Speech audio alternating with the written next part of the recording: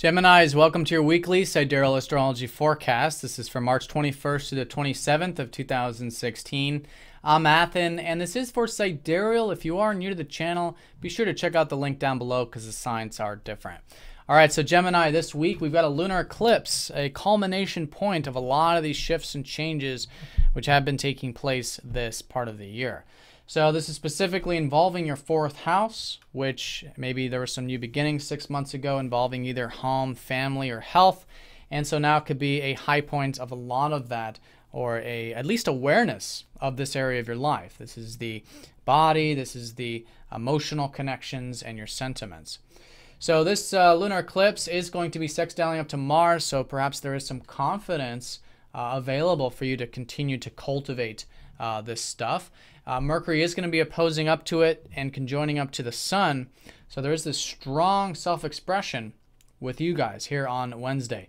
You guys with your ruler over the sun, usually there's a lot of this energy that just kind of comes out. So sometimes it's passionate, sometimes it's just straight expressive. Sometimes it can be a bit irritating too, because your ruler is a neutral planet, and then over this very masculine, harsh kind of energy of the sun can be a bit much. So this happens very often, right? So the key with this is that to have that awareness of your communications, have that awareness of yourself, so that whatever it is you're communicating and doing, and maybe with the routine and stuff, you do have that awareness, because the sun can really engulf this, and the passions can kind of overcome the mind and overcome the daily activities.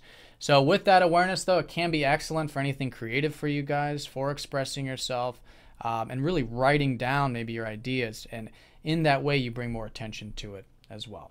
So with that opposition, though, your ruler is going to be opposing up to this lunar eclipse, so it's really emphasizing balance, and the balance is particularly involving that home and personal life with that career productive life or public life, depending on where you're at with that.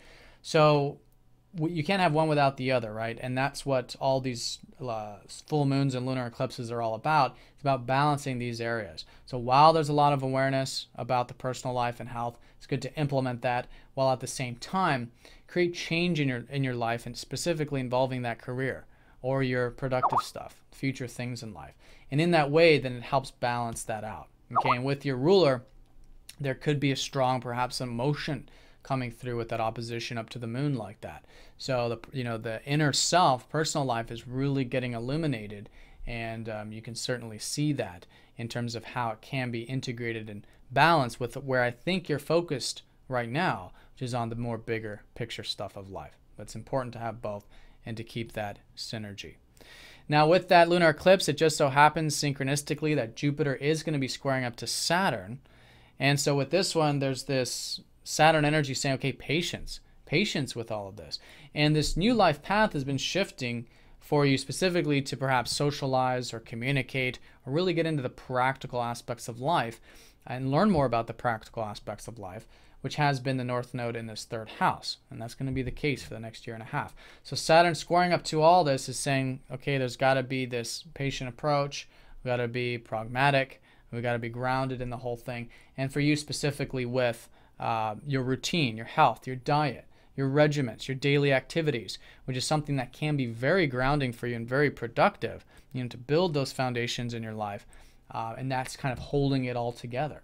It's as you build those routines and those regiments, it's holding together the career stuff, the home family stuff, even the social or communicative stuff, or the learning that you might be doing, as well as the more expansive, adventurous things that maybe you're enjoying right now with Venus.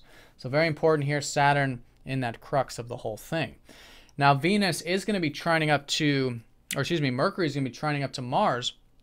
So with this being your ruler here around Thursday, you guys might be feeling a bit assertive, maybe a bit confident this week, which could be quite good.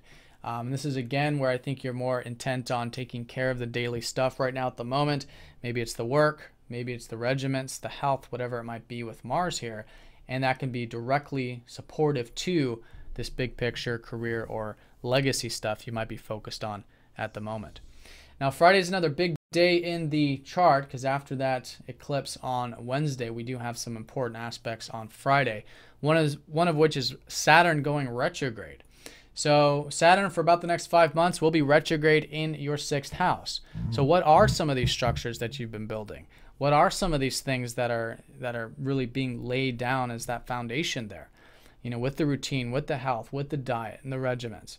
And so with those foundations, you know, sometimes it takes restructuring. Sometimes it takes a re-examination of these things. So it's a good time for the next, you know, roughly 5 months to restructure these things that you've built, restructure the routine, the habits, the regimens, to see how they can be implemented in a much more grounded or disciplined sort of way.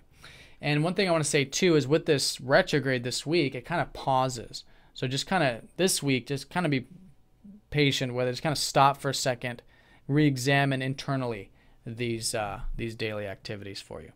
Now again, synchronistically, it just so happens that right when Saturn goes retrograde, he does square up to Venus.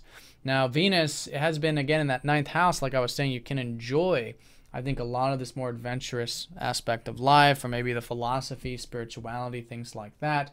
And here it's suggesting, though, again with Saturn and all this, the patience, the slow and steady enjoyment, you know, the long-term enjoyment versus the short-term enjoyment, specifically with this more adventurous stuff in life. Okay, and so this might also have to do with your self-expression, being steady with that, as well as maybe even structuring your life to get some alone time with Venus ruling your 12th.